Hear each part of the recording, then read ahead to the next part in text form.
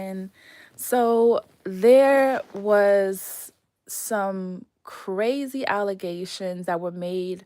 I believe this witness or former employee of Diddy started yesterday on the stand, or it may have been, I think it was for the past 2 days. She's going by the alias Mia. Her real identity is not being disclosed. However, she was in fact a former employee of Diddy's, and she talked pretty much about being in very close proximity. I mean, practically living on the same property as him, doing work for him, and allegedly experiencing abuse. And she even went as far as to say that she was R-worded by Diddy. Now, the interesting thing about that is she did receive a settlement. She received a settlement upon her departure from the company. She was fired, she was let go, but she didn't want to leave, right? She worked for him for 8 years, but she actually did not want to leave. I don't really understand that, because she talked about how abusive it was and how horrible it was, but yet she did not want to leave. So she ultimately got fired. And this was because of a situation that related to, I think it was like something with Cassie, and then she got let go, some type of drama with Cassie. She says that she still remains close friends with Cassie up until this day. However, she had even wished P. Diddy happy birthday on an occasion after the settlement, because once she got let go, she felt like she was owed lost wages. So with her um, settlement, the total amount was 400,000. Out of the 400,000, she only received half of that because she had to pay off attorney fees.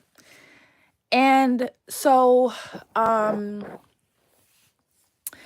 this former employee made, the case look really bad, because she alleged she had a lot of allegations in there, a lot of things about abuse. And the allegations, I think they were easy for her to throw out there because they sounded similar to the things that Cassie said. And it sounded similar to what the assistant Capricorn Clark said as well. So I felt like it was easy for her to throw those allegations out there. But then when they pressed her, when the defense pressed her, a lot of the information fell flat. So she never mentioned the R word to on her case when she initially filed after she got fired. She never mentioned it. She didn't go to the police. There wasn't any evidence outside of her just casually saying that that's what happened to her. They asked her if she was employed. She said she was not employed currently, and she has not been able to successfully gain employment because of her experience with Diddy.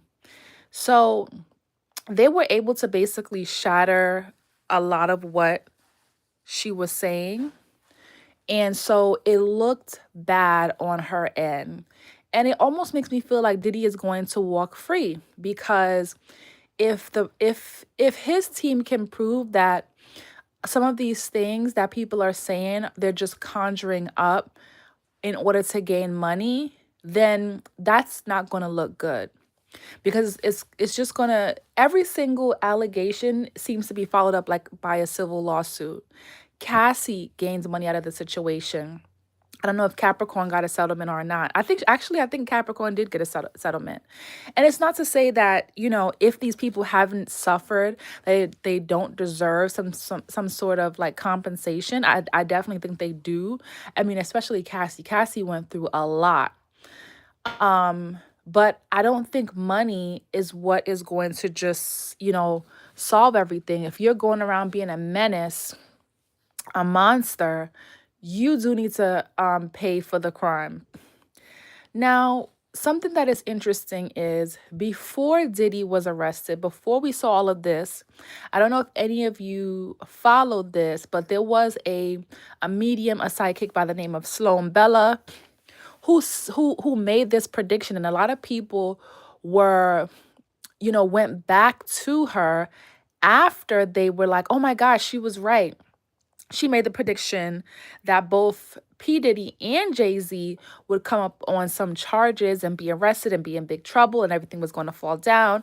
And here it is, it's happening right now. Now, I don't know. I always thought that the things that she was saying, that possibly she has maybe an insider or somebody that she knows as to why she's saying these things, because the charges with that, that surrounded Jay-Z, they were actually false. They were able to get that dismissed, and um it was not valid. So maybe she knew that the charges were coming because she heard the rumblings from the attorneys or whatever. But she recently stated that P. Diddy is actually not going to be doing any time. So do you guys think that, Diddy is going to be able to beat this case? Because Diddy, the reason why she's saying that is because Trump recently made a comment that he likes Diddy, he's a good guy, and that he would consider pardoning him. So even if Diddy was found guilty, do you think that Diddy would end up not really remaining in the situation, even if he was, sentenced to 20 years or 10 years or whatever the case is, maybe he would not end up staying in jail. And I could see that because look at Cosby. Cosby ended up getting out of his situation. I don't know how come R. Kelly is not able to get out of his situation, but because I almost thought, that's what was going to happen with R. Kelly as well, that it was going to be a lot of rumblings, a lot of big drama, but then he would ultimately be let go. But he's still in jail, and he deserves to be. He did a lot. He was doing a lot, just like P. Diddy was doing a lot and is doing a lot. So I don't know. I think he may not. I don't think it looks, as certain as people think. I do think there's a possibility that he might get off, and I also think there's a possibility that he may just get pardoned. So I think one way or the other that Diddy is going to wiggle his way out of this, because of the favor and the power that he still has. I know a lot of people are disassociating themselves with him publicly, but I would love to see what that looks like as well once he comes back out into society. How is he going to interact with Jay-Z? Jay-Z disassociated himself with him, said, he's not his friend. So, that's tough.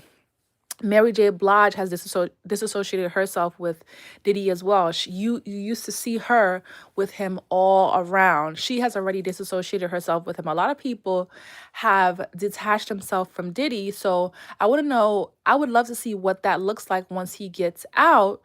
Where is he going to go? How is he going to present himself? And who are going to be his friends or people that still hang with him after all of these things have been exposed? Because I do think that he is going to get out. Now, Cardi B and Offset is, this saga is going on and on and on and on and on.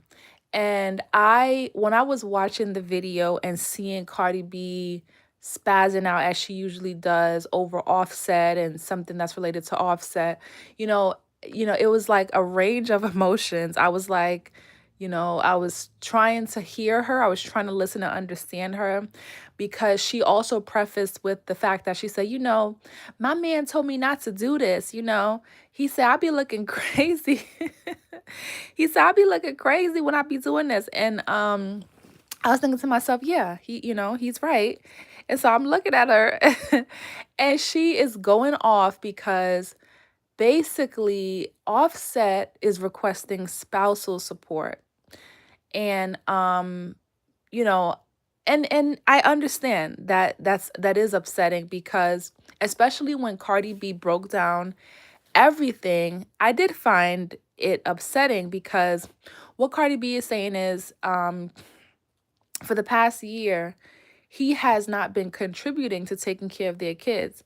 So she named and listed the bills that she pays for the kids, for them to have a driver, for the school tuition, for their chef. And some of this is like, okay, this is, I'm thinking to myself, okay, this is rich people stuff, because girl, you could cook for your kids yourself. But okay, I understand you have to work. And when she talks about some of the bills, I think she said her daughter takes piano, and then her son does extracurricular activities as well. And if you need to work in order to afford these kind of things, yeah, having a chef does make sense. So It was sad. It was, I still feel like she should have vented these things to somebody in her family or something like that. It was sad and unfortunate to listen to her get there. And she also expressed how she wanted Offset to have a horrible death.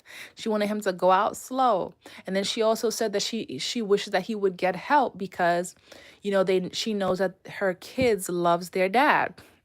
It was just arranged between different emotions and things that she was saying, and I was just like, okay, I definitely still wish that she would have, just called him on the phone and had a conversation with him.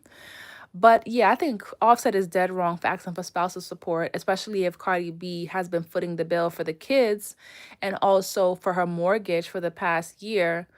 So that's definitely weird of him. Um yeah, it's definitely weird. But I wish that she didn't bring us into it. We didn't need that. And it makes her look unstable every time she does it. But yeah, what do you guys think? Do you think that Cardi B should run to the internet every time to explain away some of the things that Offset is doing? I don't think we needed to know anything about the divorce. The divorce is going to be filed. There's probably going to be details of it. They can do a private filing, I think. I heard somebody say so. I'm really tired of the Cardi B and Offset drama, so it really doesn't matter to me. But I think it was unfortunate, of her coming out and having to spill those details in order to, set the record straight because he is basically, you know, she said he's also doing things behind the scenes. Anyway, let me know what you guys think. Do you think Diddy is going to walk free? Do you think that, this testimony from the former employee messed everything up, and is going to help the defense to paint a picture that people are just being money hungry and it's not genuine? So let me know, comment down below, and I'll see you in the next one.